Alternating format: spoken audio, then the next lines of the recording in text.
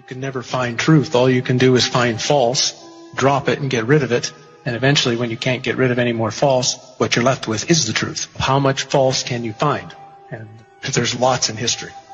I was looking around the internet and came across the images of the 1893 Chicago World Exposition. And it blew my mind because it looked like ancient Rome in the middle of downtown Chicago. And as I looked at it further, well, here's another one in Philadelphia, here's another one in St. Louis, in Buffalo, in San Francisco, and then as soon as they were done, they tore them all down and threw them in the garbage. That just told me there's something wrong with all of these. The story of the expositions is a gigantic lie. And I think it's so huge of a lie because I think they're right at a bridge point when so many things about the 1800s that seem strange and weird, right as this sort of period ends of unbelievable strangeness, and all of a sudden these fairs spring up all over the world with impossible buildings we're talking about, which are colossal structures. Chicago built 700 acres of fair in supposedly less than 2 years. St. Louis built 1,200 acres of exposition buildings. One of the buildings in Chicago, the manufacturer's building, would house 300,000 people.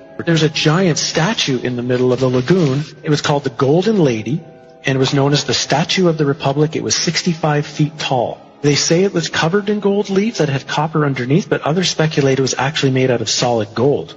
So you're talking 65-foot high, potentially solid gold statue. We're talking giant structures and looking like ancient Rome with towers and domes and columns and the most fine, ornate pieces to them in these record, unbelievable times. Then as soon as they're done, chuck them in the garbage. Like Jackson Park is a swamp.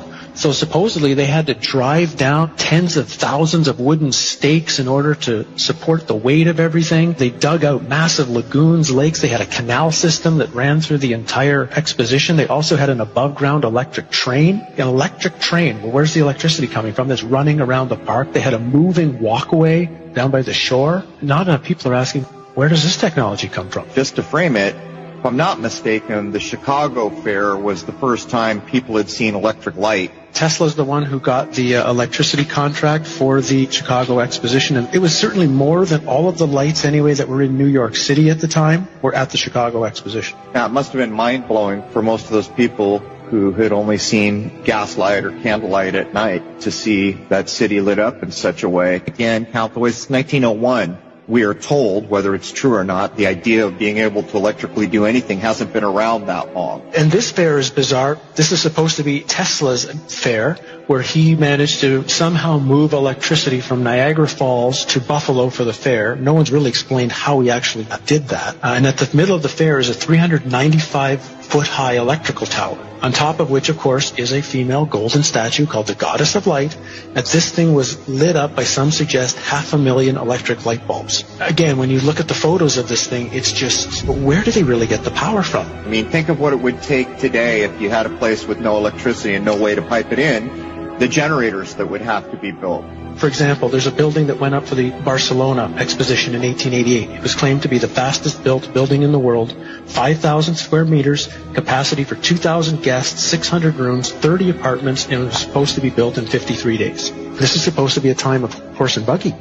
The 2-year building times are actually impossible unless the two most likely theories would be either A, they had a technology that they're not supposed to have, and it really was built in that time frame. Even if they built them, they had to build them out of marble and stone in record time, or the buildings were already there. They'd been there for hundreds or thousands of years, fixed up, refurbished, repainted, hence the term whitewashed, which is the term that was used for the Chicago Exposition, which was paint all the buildings with this brand new spray paint that they had just developed to spray paint all the buildings in record time, so you couldn't tell if anything was old or anything was new. How long did these things tend to stay open? When they built these things, supposedly over 2 years, which is the narrative, how long were they there for? About 6 months.